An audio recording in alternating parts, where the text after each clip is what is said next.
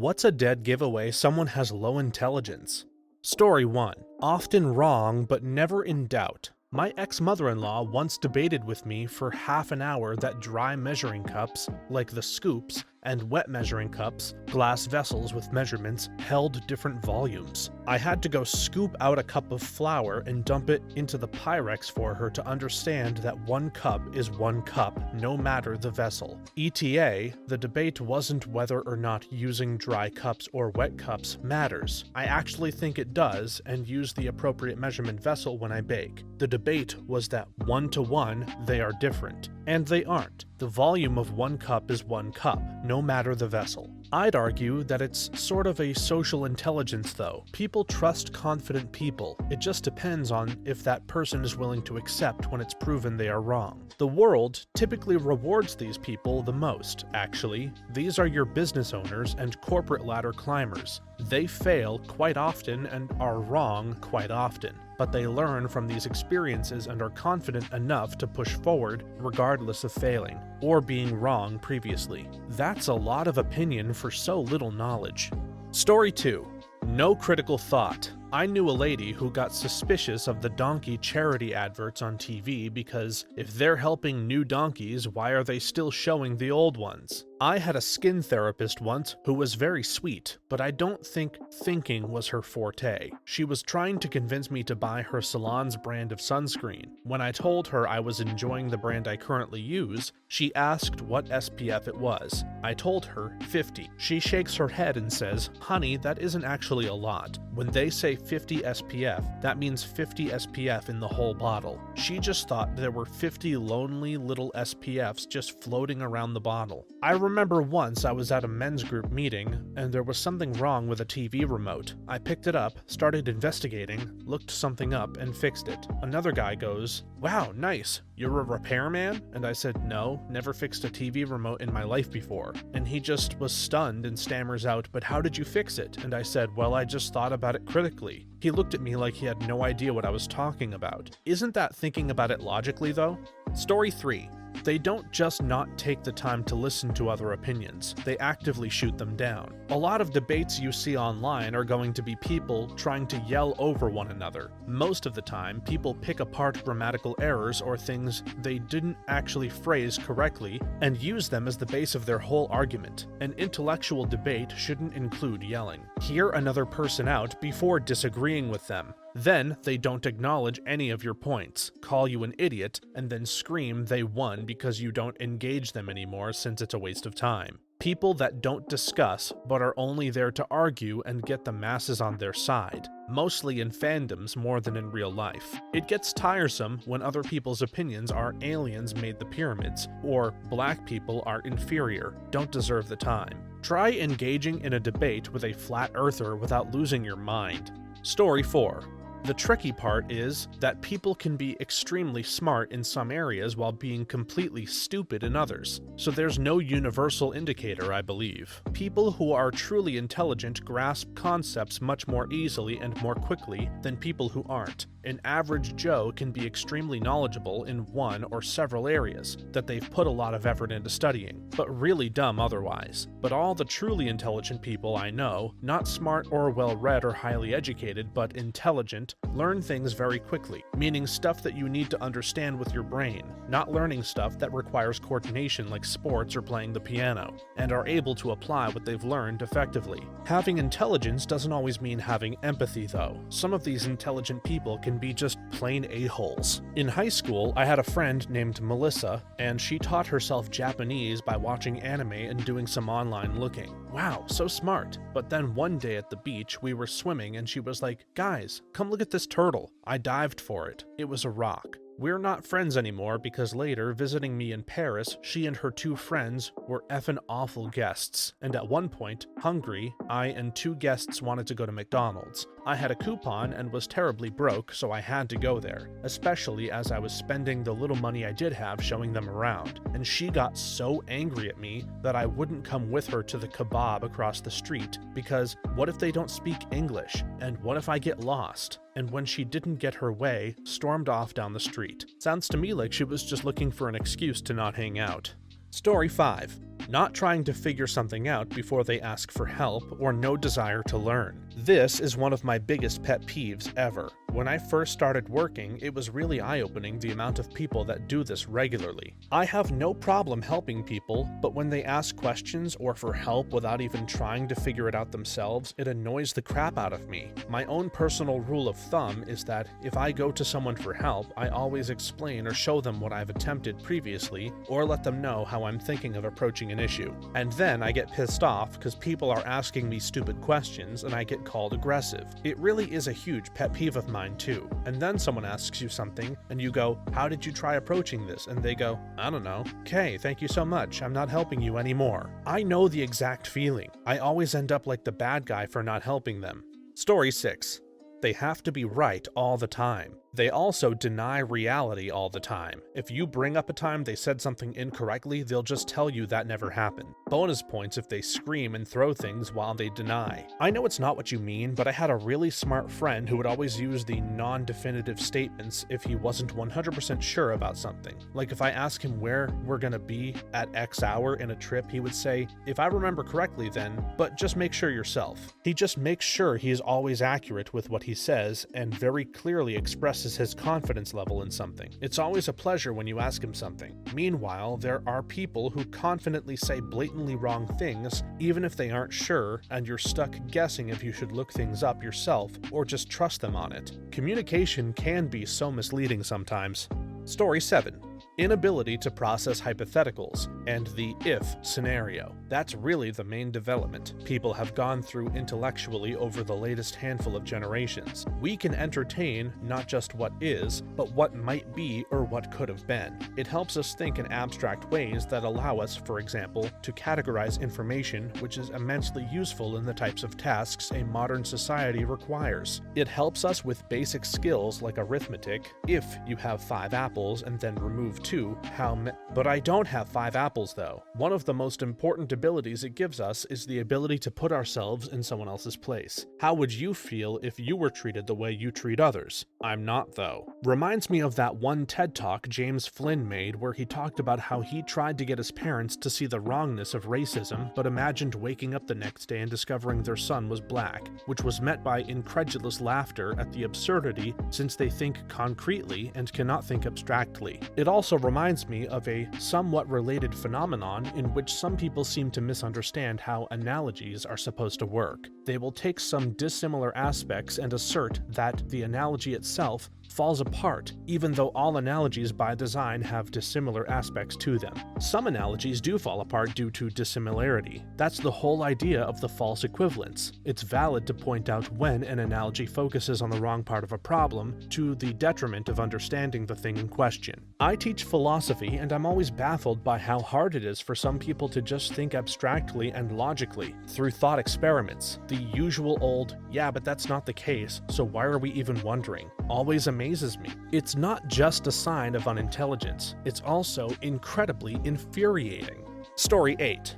When they never questioned the beliefs they grew up with. I'm Christian, and I question a lot of things most Christians wouldn't dare ask. This has gotten me in a lot of trouble with my mom. Thankfully, I met a very open-minded friend, and I changed churches ever since. I love it way better because I can also finally converse with other religions and beliefs without anyone asking me in an interrogating tone, "What were you talking about?" This is what actual true brainwashing looks like, influencing how a child is raised when a parent's beliefs involve space for questions and making of one's own decisions. Brainwashing causes such profound trauma that the beliefs cannot be questioned. Not to say unintelligent people don't also do this, but they're usually less traumatized. It's just the people predisposed to logic that get totally messed up when they leave the nest.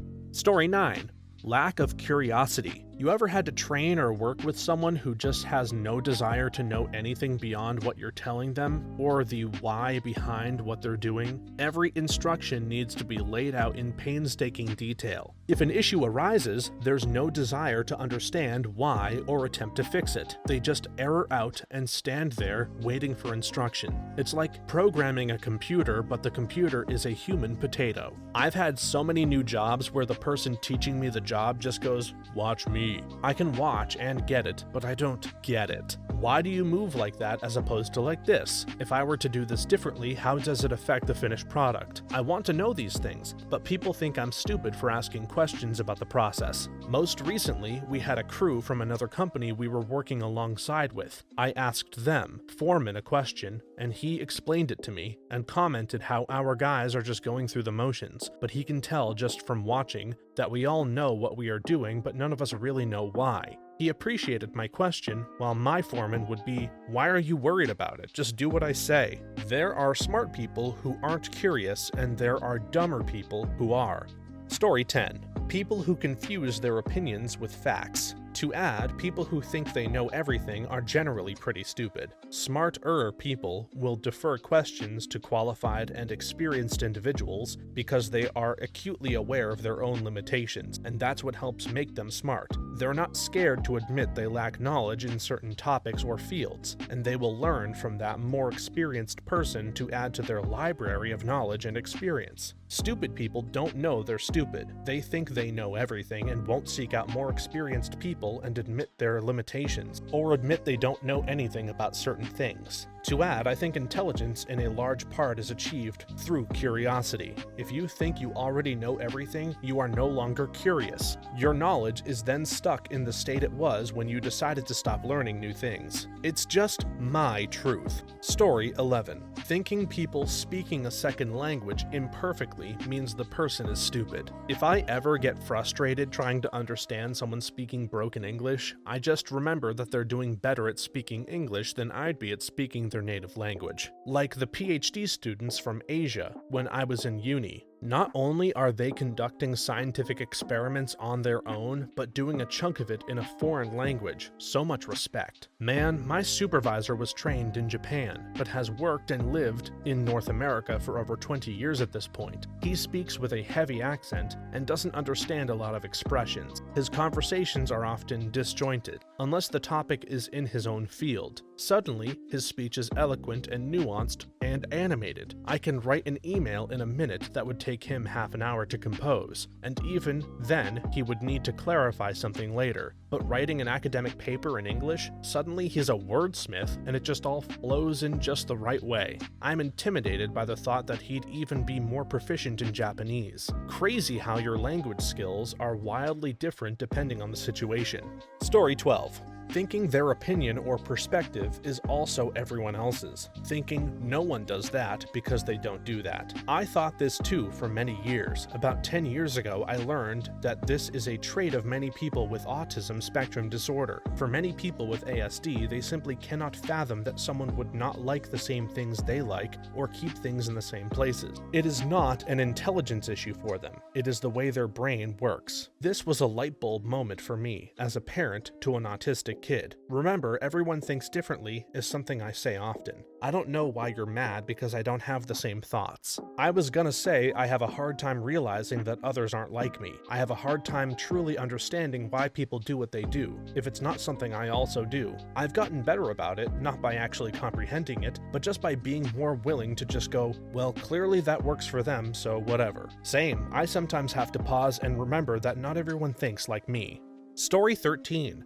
The inability or unwillingness to change one's opinion when confronted with new information. If a person just digs their heels in no matter how much they've been proven wrong on a given topic, they're an idiot. Well, opinions take time to change. Just because you are given new information doesn't mean you are internally ready to shift your entire position. It usually takes time and a bit of self-digging into a topic to change your opinion. If your opinion sways as easy as you said, then you must not be very intelligent, because at that point, you're just following anyone who says it's true. There's a lot of misinformation in the world, so when someone isn't something that they're talking of, I presume them wrong, until I can see it for myself. Otherwise, anyone could tell me a berry I was given isn't poisonous and then I die because I ate it and it turns out it was poisonous. I go both ways on this. If I'm presented with facts that refute my suspicions, I change them. At the same time, I'm convinced I'm right until proven wrong. So I'm willing to change my mind, but I can also be insufferable if you aren't bringing up a good argument.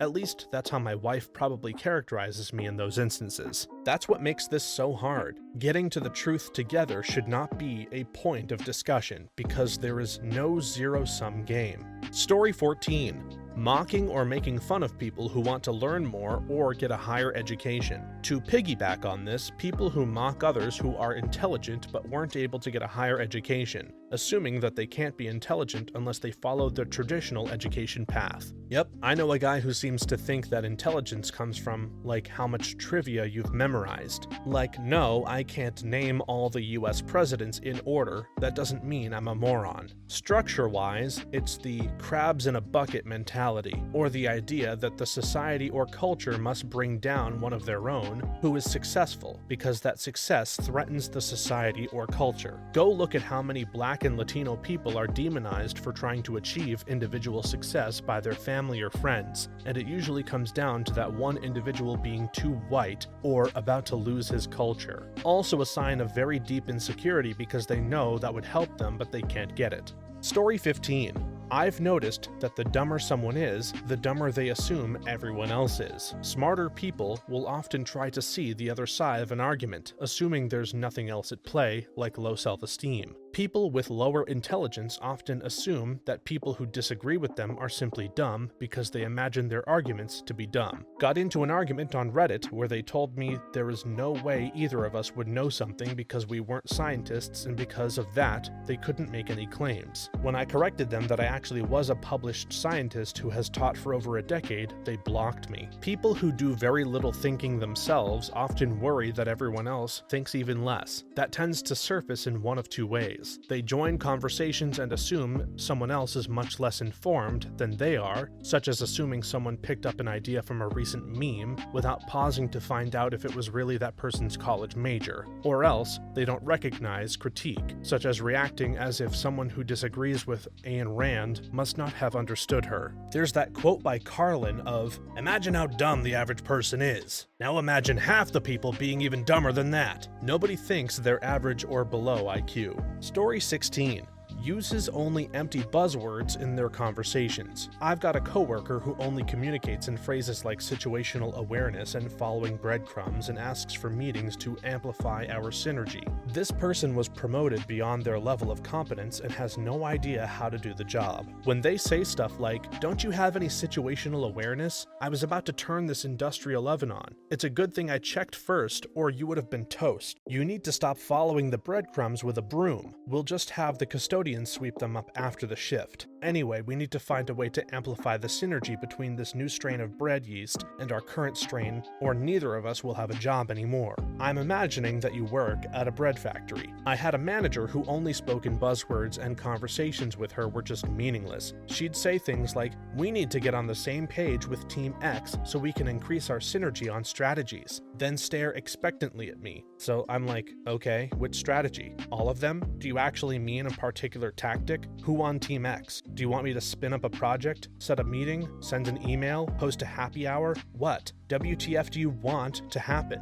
after that ridiculous sentence? I mean, I don't need a step-by-step guidebook, but at least give me a tiny hint of what success looks like. I guess if it's the same old buzzwords all the time, they'd start to sound dumb. Story 17. Getting sucked into the easy and fast money scheme du jour. MLMs, NFTs, pyramid schemes, investments, you name it. I think it's worth mentioning that a lot of this stuff preys on vulnerable groups of people, for example. With regards to MLMs, they largely target young mothers from conservative cultures with no tertiary education who have been disconnected from the labor force for a long time. MLMs market themselves as a way for such people who often feel alienated from the professional workforce to be employed outside the domestic realm and to work with people like them. In my opinion, joining an MLM is a very emotional decision rather than a logical one, which is why it can seem stupid when you don't resonate with those emotional needs, because on paper it just looks like a bad deal. Lots of smart people get sucked into scams. The point of a good scam is that it finds your buttons and starts pressing them. For some people, that's an approach that will start with, "Boy, you're smart. I bet you'd be interested in this idea." For others, "Hey, you feel nervous about your ability to provide.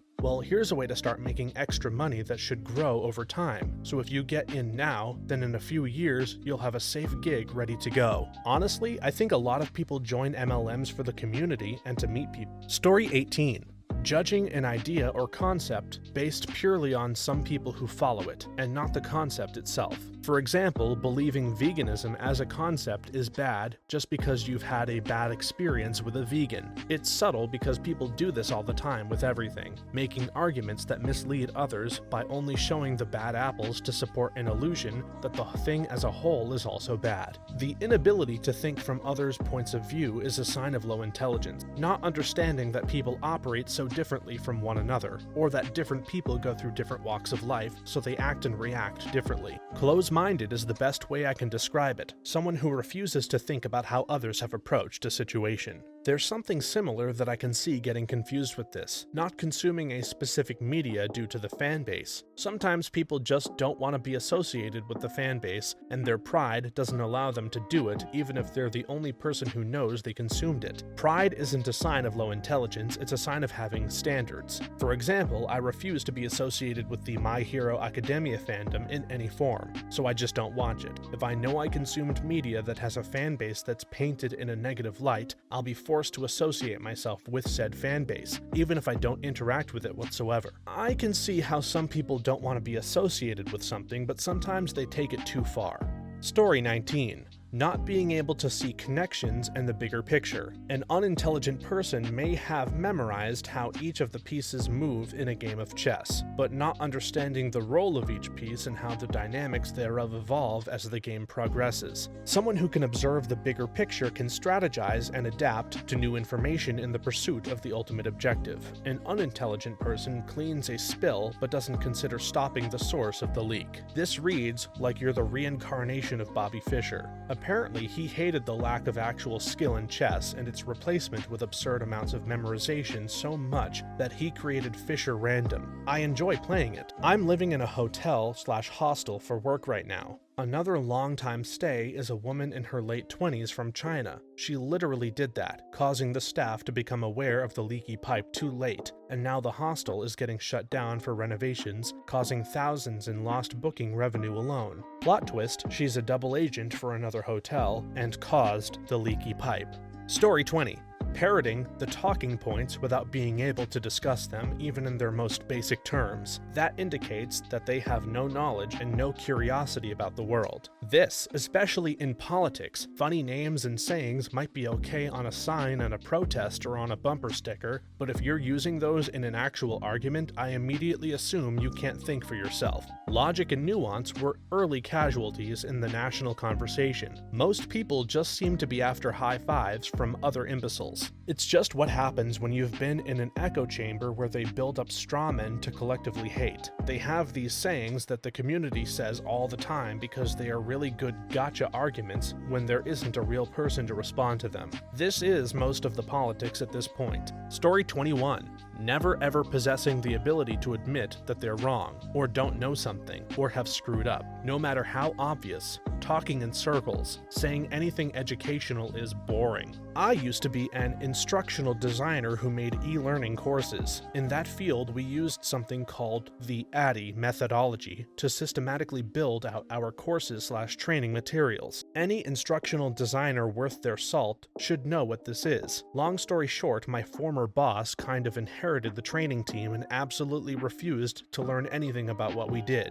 She thought ADDIE was stupid and boring and instead obtained her knowledge of the industry by reading BuzzFeed-style blog articles. My take is that while not being able to admit you're wrong is at the very least a character flaw, a huge one at that, I'm not so sure it's a sign of a lack of intelligence. Depending on the level of denial and depth of rationalization that someone might do it, could be that person is using a bit of raw intelligence. See, to me, often when these issues are discussed, we don't really have a good set of common definitions of what intelligence is, and education is, and wisdom is, and then we get into things like common sense and other less even defined terms. And when you spread all those ideas across a discussion, the lines can get really blurred. So to me, intelligence is something that is unique to each individual. Further, one person's intelligence might be stronger in some areas and weaker than others versus other people. For example, someone who is able to learn multiple languages, English, French, German, etc., I think would be considered intelligent in that area, but they might not be skilled in mathematics. Or you may have someone who can remember nearly anything, but they really can't put all that data together as well as someone else whose scope of knowledge is less extensive. And then we further get into how the education impacts a person. With a high quality level of education, even a person with less intelligence can become greater in the sum of those two parts, in my opinion.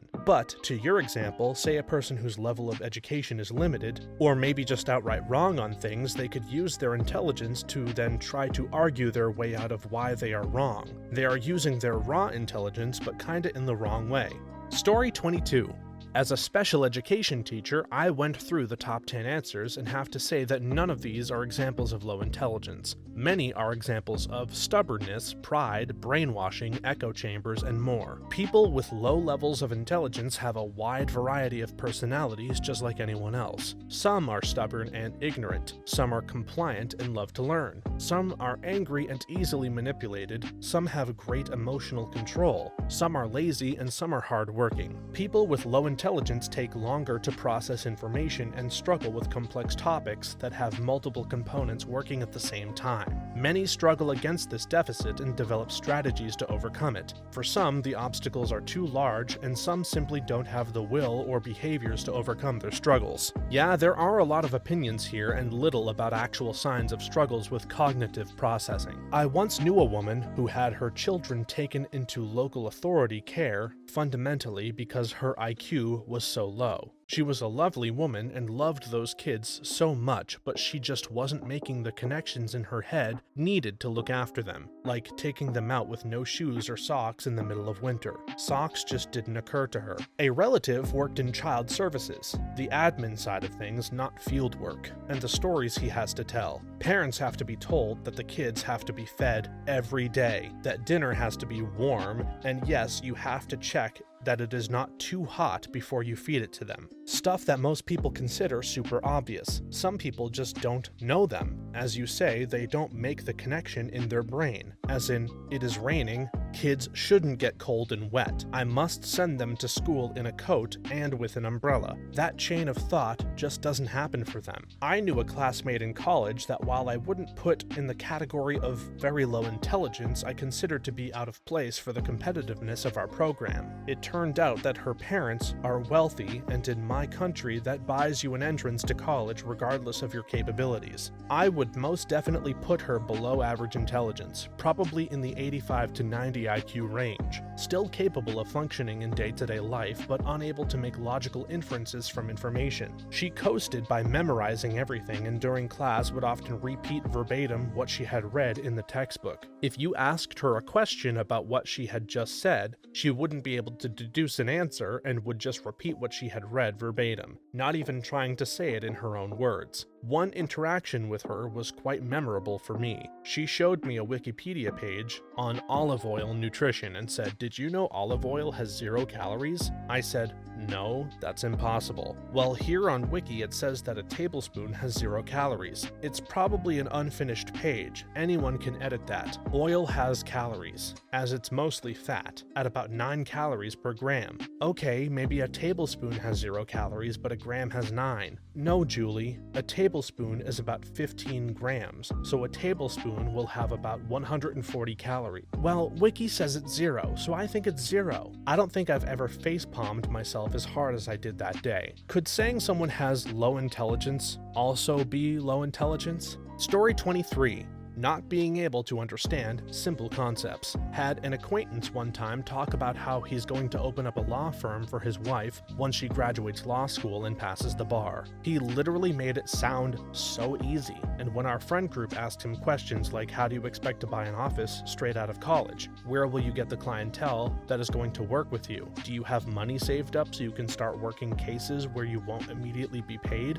His brain kind of short-circuited and he reverted to, well, we don't need an office and we can just work out of our house. Plus, we just need to win that one big case settlement and then we will be jump-started. I work with a guy who used to talk about opening a McDonald's. He would say anyone can open one, the bank just gives you the money because McDonald's is a sure thing. Well, that didn't pan out, obviously, and he moved on to the stock market. By moving on, I mean he screenshots other people's portfolio posts, probably from right here on Reddit, and claims they are his accounts. In the time I've known him, he has also tried to buy a racehorse, raided a girlfriend's bank account to buy the next Bitcoin, which immediately tanked, and almost convinced some poor college kid he could get by on his bills by using credit cards to pay off credit card bills. No, not balanced transfers either. Literally told the kid to make credit card payments with other credit cards so he'd never have to make payments with real money. He insists everyone calls him by his self-given nickname, Big Swole, and he's the dumbest person I've ever met. McDonald's corporate has very strict standards for who and where they will allow a franchise. Applicants have to have a certain minimum in liquid assets, or they won't even talk to them, and then your location has to be a minimum distance from any other franchise locations, have a certain minimum population and traffic flow, etc. They didn't get to be a successful corporation by playing nice.